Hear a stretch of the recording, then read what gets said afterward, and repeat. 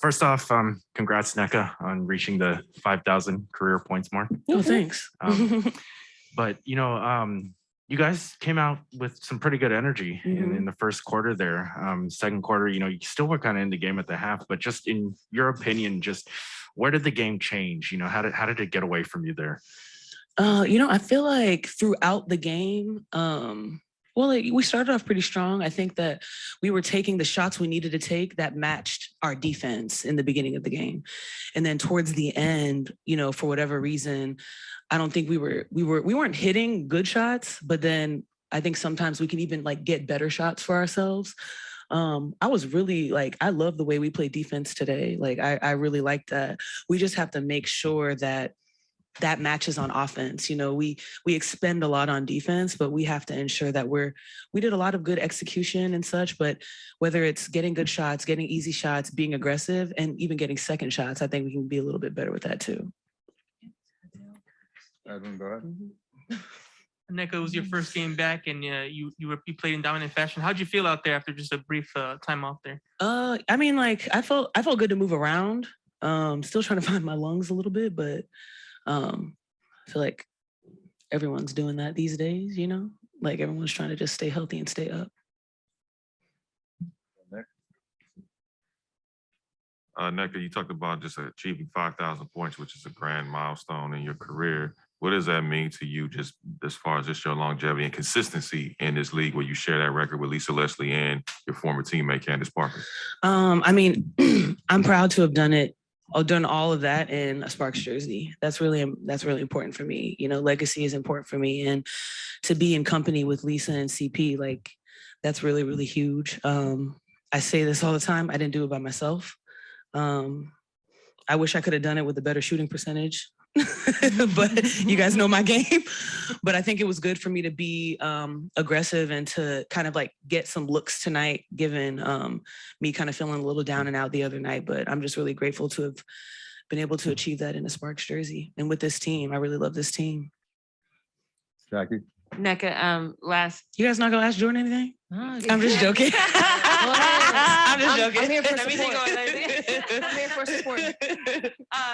Chanae on Tuesday said that you are the engine that kind of drives this team. And when you face losses like this, how do you make sure everyone stays above board and stays focused, especially so late in the season? One thing that I live by is I always say it's not if you lose, it's how you lose. And I've been saying that since I've been here, and it's something that I've learned. And tonight, we fought hard, and I think that there's something to say to that type of effort. Also, it's important for me, in life, to give people grace. You have to give people grace, especially in sports where there's so many interpersonal connections. There's so many things that you're dealing with that are coming at your face at one time, whether you're on the court or off the court, but also understanding that it's not just about you, but knowing that you have people that can help you through whatever you're going through. And I think that's really been the theme for our team this season. In the beginning, I talked to my teammates about how even though we were going through some tough losses, a lot of single point digit losses, we maintained composure. And that's something that we're slowly getting back to. And that composure is what builds trust and also gives grace to everyone to feel comfortable to be out there and even make mistakes at times.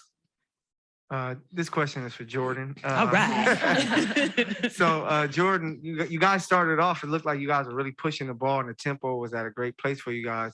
The second quarter came, you got the tempo kind of slowed down. Was it something that the Sky did, or did you guys just not push the tempo enough?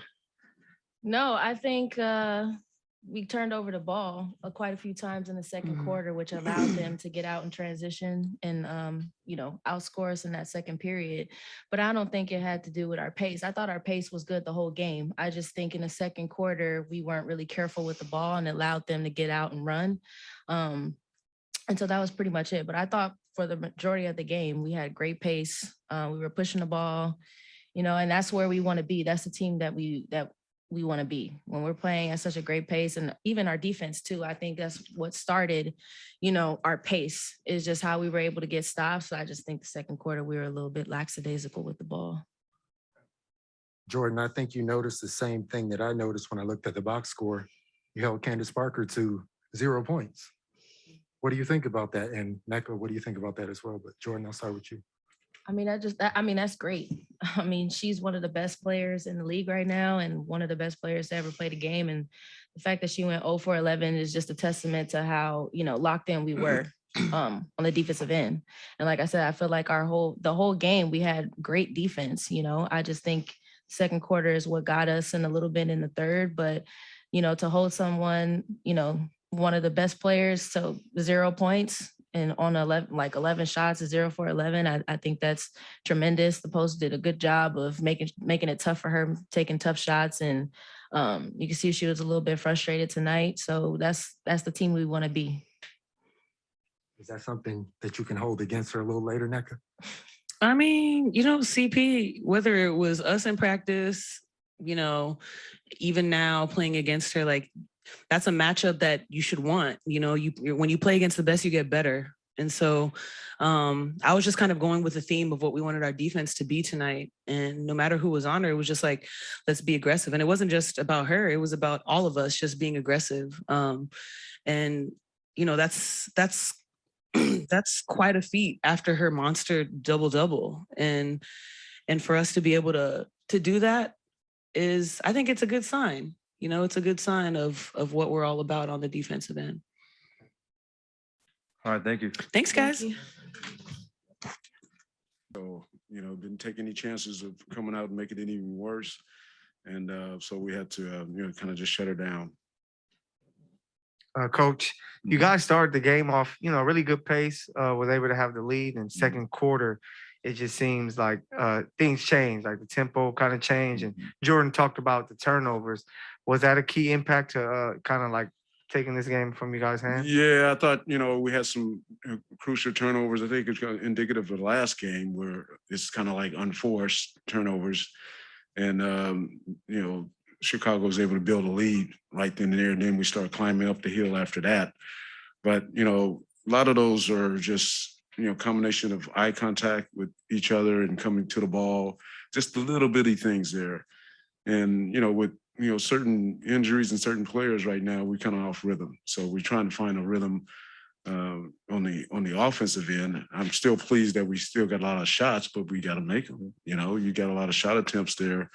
And when you get 71, attempts, and only make 26, that's tough. So a team like Chicago, they're really good of taking advantage of that from you, and they get a linking out players on you. And if you don't get back, they take advantage of you. You're welcome. Coach, I talked to your players about holding Candace Parker scoreless in this game. Obviously, you didn't win, but that's still a feat in itself, especially her coming off that last game with 31 points. How can you translate that to move forward with the team? Well, with Candace, our goal was to really kind of double up a little bit and kind of crowd her a little bit. And she, passed a lot. And her getting 11 rebounds is almost like points, passing the basketball. And she's just such a phenomenal, player. But I thought we did a good job of just containing her, making her be selective of what she does with her shots. And, didn't do anything out the ordinary. It just pretty much go, one-on-one straight up. How tough was it to go against Gardner and Stevens tonight? I mean, it looked like they were giving it to you off the bench. Yeah, I drafted Stevens when I was in Dallas, and I knew she was going to be a great player. She's kind of like a Kevin Garnett player, in our league of if you look at personalities and style. And Gardner just did a hell of a job just, coming off the bench. I knew that she had that spin move and quickness going in with her getting a double-double tonight. I mean, she's back home in Los Angeles. And, I thought she did a fine job coming off the bench. Both those players did a good job for them sustaining the lead because they didn't play, Vandersloot or Quigley that much down the stretch. Hey, Coach.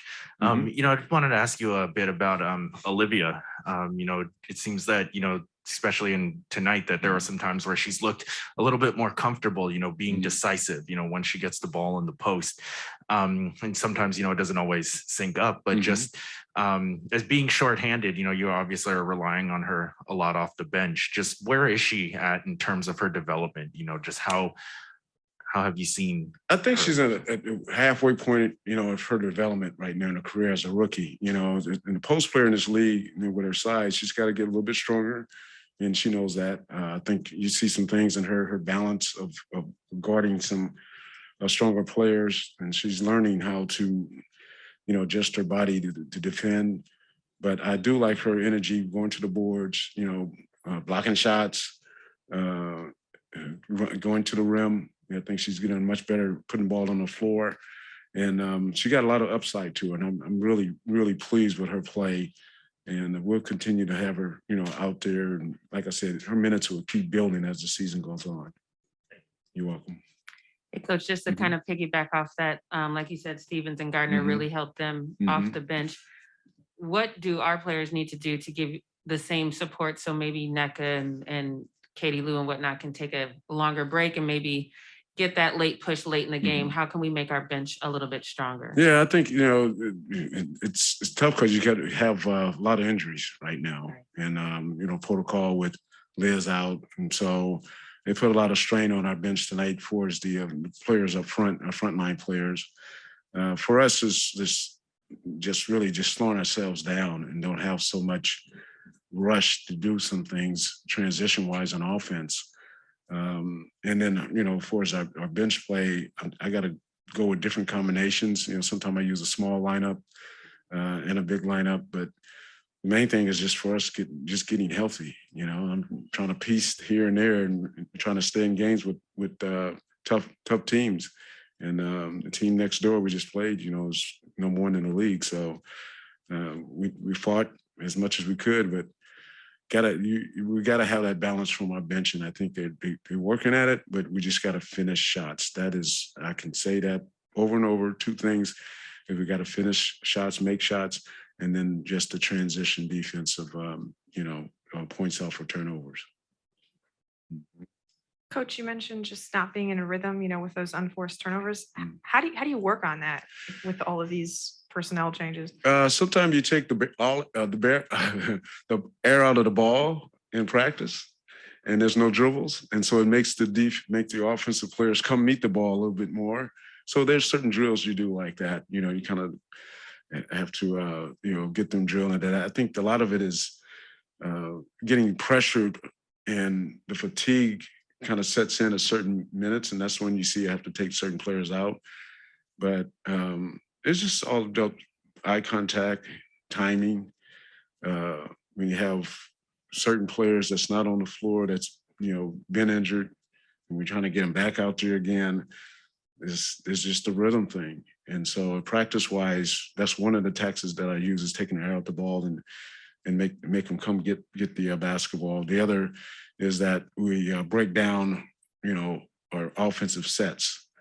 And, when you look at our offensive sets and things we're doing in practice, it helps. And I think it's helped us a lot. I mean, we're still getting 71 attempts. We're out shooting our opponents when we look at it. And it comes to the stats with analytically, it's like, okay, well, you gotta make backs. You're doing the right things, but you just gotta make baskets. Thank you, guys. Thank you all. Thank you for the questions.